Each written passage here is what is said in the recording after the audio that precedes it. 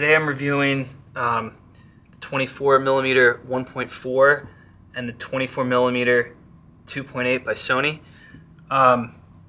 These are my favorite focal lengths, 24mm. I originally bought this one probably 4 years ago.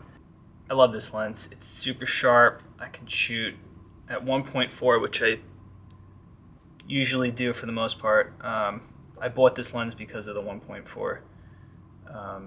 You can shoot portraits with it. It's not too wide. I actually like having that background that 24 gives you, and you also get the bokeh with it because of the 1.4.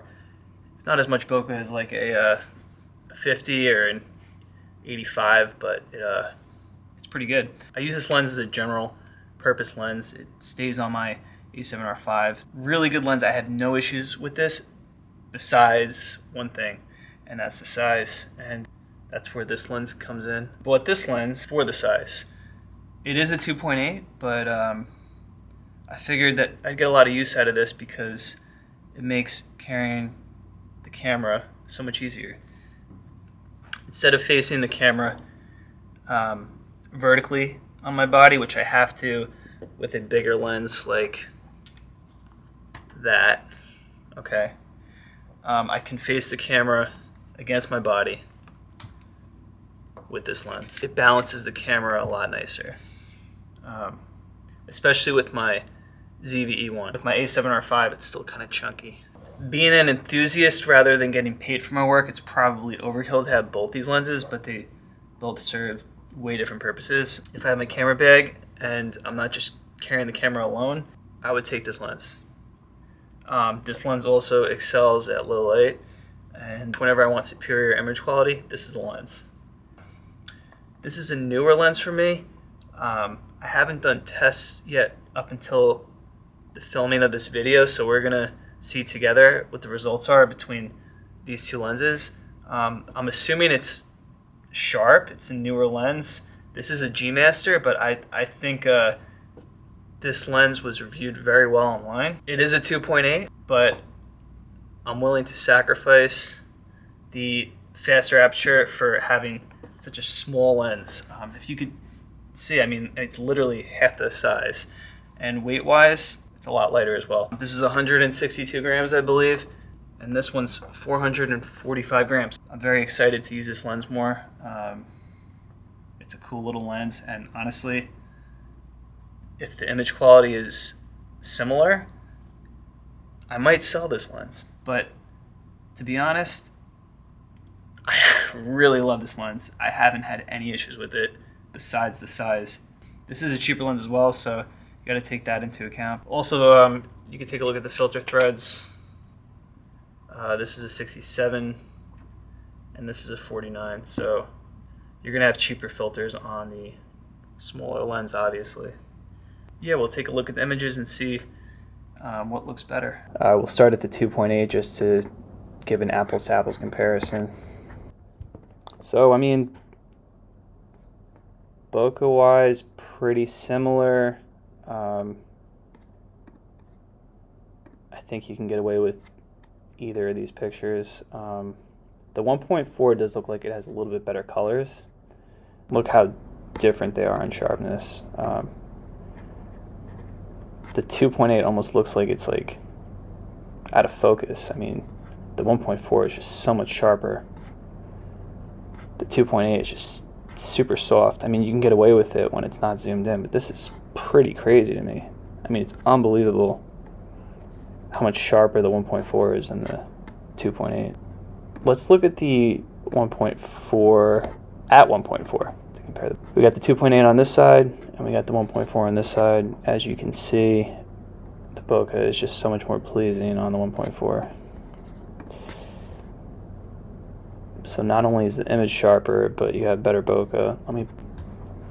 Wow, it's still much sharper. We'll do one final comparison. Stop down to f4.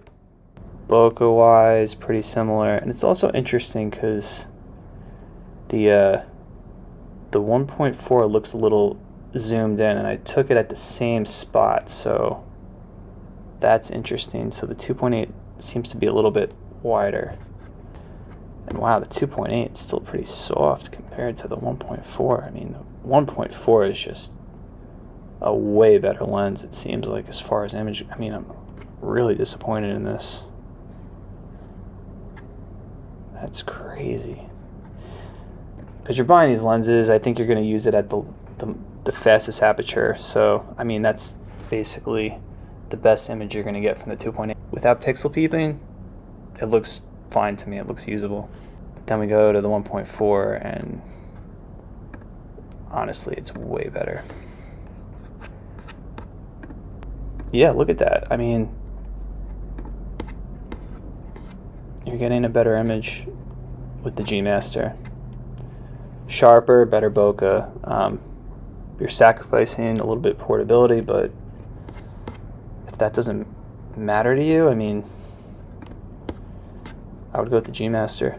You're paying basically double for the 1.4, so if image quality is your overall concern, get the 1.4. Money is no option. I mean, if you absolutely need a compact lens, then get the 2.8. So overall, I'm really surprised with the test results.